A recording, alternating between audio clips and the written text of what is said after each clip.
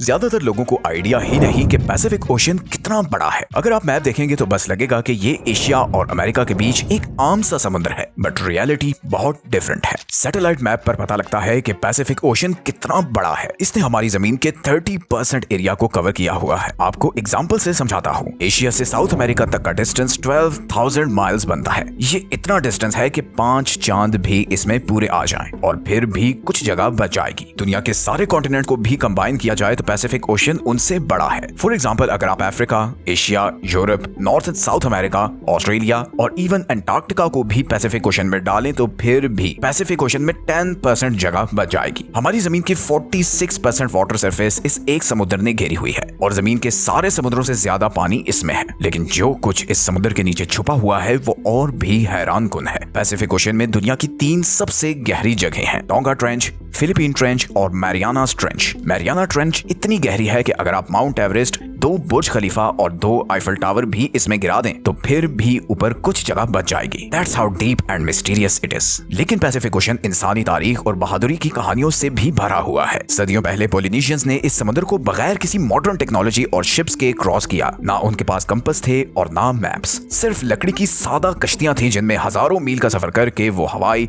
Easter islands और New Zealand पहुंचे। फिर आए यूरोपियंस। 1500s में फर्डिनेंड मैगेलन की लीडरशिप में सेलर्स का एक ग्रुप पैसिफिक ओशन क्रॉस करने निकला। शुरू में तो उन्हें लगा कि ये एक छोटा और आसान सा सफर होगा, लेकिन वो गलत थे। इस सफर ने कई महीने ले लिए। उनके खाने का सामान खत्म हो गया और शिप पर मौजूद बहुत से लोग विटामिन सी की डेफिशिएंसी से स्कर्वी जैसी बीमारी का शिकार होकर मर गए। उन्हें अंदाजा ही नहीं था कि ये समुद्र इतना बड़ा और खतरनाक हो सकता है। आज भी पैसिफिक ओशन अपने अंदर बहुत से राज छुपाए हुए है। ये इतना बड़ा और दुनिया से दूर है कि पॉइंट नीमो, जो दुनिया की सबसे आइसोलेटेड जगह है, वो इसके बिल्कुल सेंटर में है। और कभी-कभी पॉइंट नीमो के सबसे करीब तरीन जो इंसान होते हैं वो समुद्र में नहीं बल्कि स्पेस में सैटेलाइट्स में होते हैं। ये इतना खाली और सुनसान एरिया है। तो अगली दफा जब आप मैप पर पैसिफिक ओशन को देखें तो याद रखें कि ये सिर्फ एक समुद्र नहीं बल्कि कुदरत का एक ऐसा शाहकार है जिसने हमारी आधी से ज्यादा जमीन को ढांपा हुआ है और इसके आगे बाकी सब समुद्र बहुत ही छोटे हैं।